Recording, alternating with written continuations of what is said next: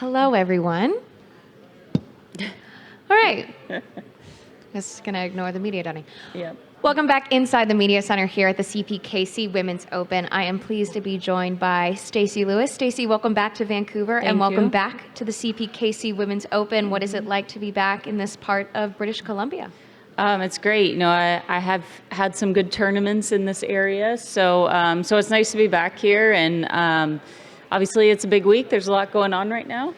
Golf is kind of pretty far down the list at the moment, but yeah, it's great to be back. And you know, tournament, you know, continues to raise the bar as far as, you know, just walking on site and all the things that are offered for fans and things that are going on around the tournament. So yeah, it's been a good start to the week.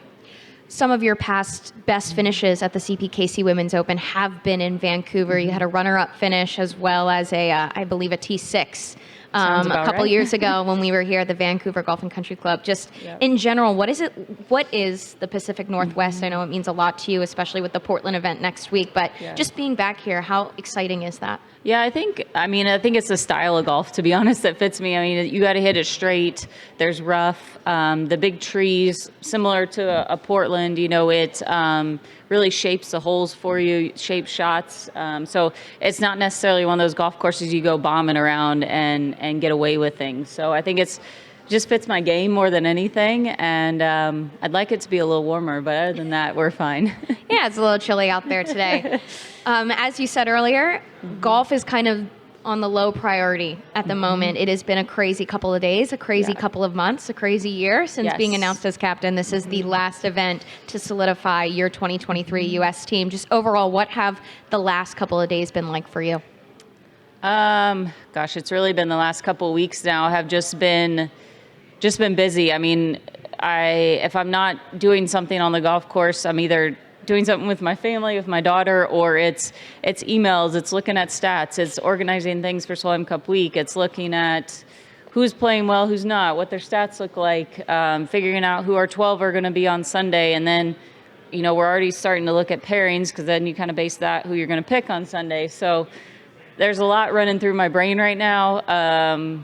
It's hard to focus on the golf course, just all the other things that are going on, but I'm okay with it. I mean, it's been so much fun so far, just to be able to be out here week to week, to talk to the girls, to really know how they're playing, to know where their head's at, what kind of headspace they're in.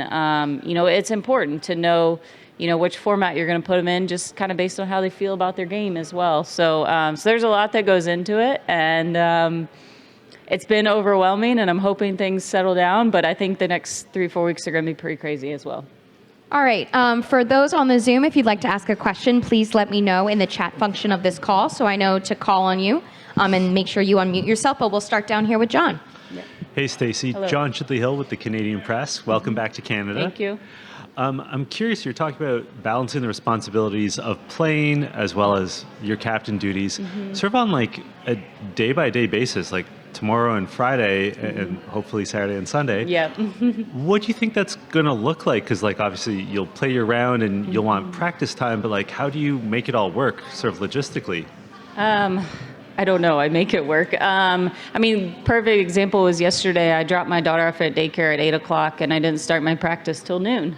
So that's just kind of what days have looked like. And your practice time has got to be a little bit shorter, a little bit more condensed. And, you know, I saw 9 holes yesterday and 9 holes today. So, you know, in a normal week, I would have liked to have seen the whole golf course prior to today, but I'm going to rely on my caddy a little bit more this week for myself. But yeah, I mean, as soon as I'm done here today and done practicing, I've already got a list of emails that I need to send and some things that I need to work on. So it's just nonstop. It is what it is right now. And it's a good problem to have.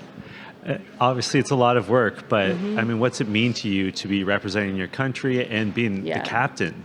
Yeah, I mean, it's a lot of responsibility. I mean, I've learned from the start that I get to decide everything. You know, we're deciding menus to the schedule of the week to what do you want to do for this, you know, what the clothes look like, what the bag looks like. You literally get to decide everything. So it can be a little overwhelming at times, but organizationally we're in a really good spot to now it's focusing a lot on just who's going to make the team in pairings.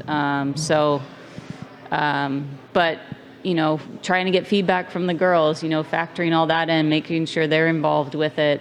We've got calls set up for the next couple weeks, and so yeah, we got a lot. I got a lot in my head right now spinning, but a lot on my list. But we'll check things off as they come and just keep working on it. All right, we'll go to Adam. Hey, Stacy. Yes. This golf course obviously hosted the Men's Canadian Open a couple times. You guys are here this week. Can you maybe speak to the golf course of what you've seen so far, maybe what you think about it as a championship test, and then obviously having the opportunity to have the LPGA Tour here as well? Yeah, I think it's a good golf course. I think it's a little bit tricky. Some of the lengths of holes we're playing for the firmness of the greens, I think you'll see the officials hopefully move some of the holes up just to, some of the greens just aren't made for 5s and 6 irons. They're made for a little bit shorter clubs. So hopefully officials will adjust there a little bit, make it a little bit more playable. Because it's just one of those courses you can hit a good shot and it hits on a downslope and goes over the back. So it's going to be a great test. I mean, I don't think, nothing crazy under par is going to win this thing. I think you look back at the history here, it's single digits under par. So I think you're going to see more of the same. And it's going to it's going to test. You have to hit it straight. You have to do irons well. You're going to have a short game. So I think it's going to test every aspect of people's games. All right, we'll go to the back. Bob? Hi, Stacy. I wonder over the last few weeks or months, how many of the different possibilities for picks have gone through your head and changed and up and forth, just depending on week to week how players are playing? And second, are you using any analytics to make your choices? Lots of analytics, yes. That was a push of mine from the very start, as I learned what the men's Ryder Cup teams have had over the last I think it's 3 actually, Ryder Cups. And I wanted to figure out how we could get that for our team. So yes, I honestly, probably if you gave me some people's stats without names, I could probably tell you who they are. That's how much I know their games, and I know how the style of golf that they play and how they play. As far as the list of players, it's kind of been a thing where I think till last year I had probably 20 to 25 players on a list, then you shrink it down to about 16, and then you're down to now 13 or 14. Like, the list has just become smaller, and a lot of it is the data for me, and that you can see trends, you can see how people are playing. It's really crazy. If you look back at somebody that wins and you look back over the last few weeks, their stats start trending in the right direction. So you can really see when good play is coming. So it's, I don't think anything crazy is going to happen this week. I mean, I like where we are. I like, we have some scenarios in our head of what's going to happen. There could be some movement within the points and with Rolex, but in my head, I don't think there's going to be a lot of movement. All right. I know we have a question on the Zoom from Kent. Kent, if you'd like to unmute yourself, please. Stacy, building off of Bob's question there, is there any players that have or possibilities that have stood out from the analytics that might have been different than what you would have expected going into it without having that analytical data available? I'd say with the one thing we have dove into with analytics is the type of grass that we're playing on, which is Bermuda grass in Spain. And so Angel is actually somebody, she's in on Rolex right now, but she's somebody that stands out on Bermuda grass. She was significantly better than on different types of surfaces. So that was something that was helpful. I mean, she didn't grow up on Bermuda grass, so it's a little bit strange that is the case, but for some reason that it is. Allie Ewing really pairs up well with everybody, and it's more her style of play and the way that she plays golf. She's really good for the team events and kind of who plays together. This might be a bit of a naive question, but what would allow a player to perform well with everyone versus maybe perform only specifically with a few? I don't know if we have enough time. A lot of it's based on the golf course that we're going to play. We're able to input if they're hitting driver, through it off a tee, and then what club you're approximately going to be hitting from there. And then we now have the data that shows who's going to birdie that length of hole, because people have trends. They make birdies with certain clubs. So it's that. I mean, you got players. It's hard to explain. I mean, there's consistent players. There's more variable players, and they work differently for each format. It's more just style of golf is who pairs well together. But somebody like Allie that hits a lot of fairways, a lot of greens, very consistent, she's going to be somebody that you want pairing up with anybody, just because to have that stability there. And Team Europe obviously announced their team. Is there any part of the analytics that might point you to selecting certain players because of how Team Europe built out their squad? No.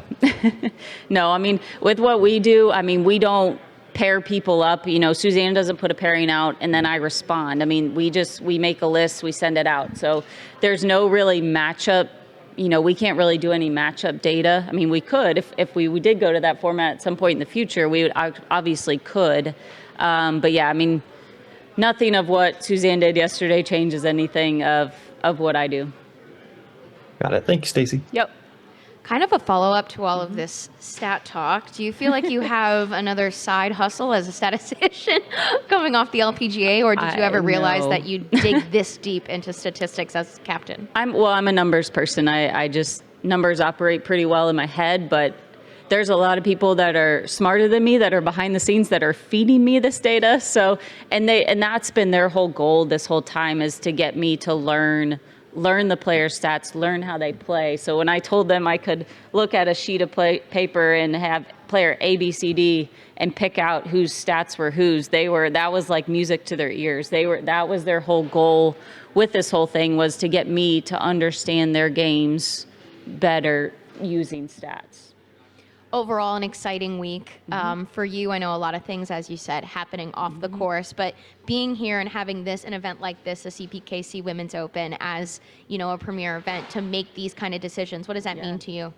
Yeah, I mean, it's, well, I guess we need to thank everyone here for letting us do this. It does probably distract a little bit from the tournament at hand. So, but I mean, you need a big event like this. We wanted this event to be a part of our picks because I feel like it's a championship event. I mean, it's, as far as the golf courses we play here at this event year out, I mean, they're always so good. They're always a challenge. Like I mean, you want this to be a part of the rotation. So when we were looking at the schedule, figuring out where we're going to announce our team, I just wanted to make sure this tournament was here. And, they've been tremendous hosts so far. All right. I think, any other questions from here in the room? I think other than that, we are good. Thank you, Stacy, right. for joining us. Thank you.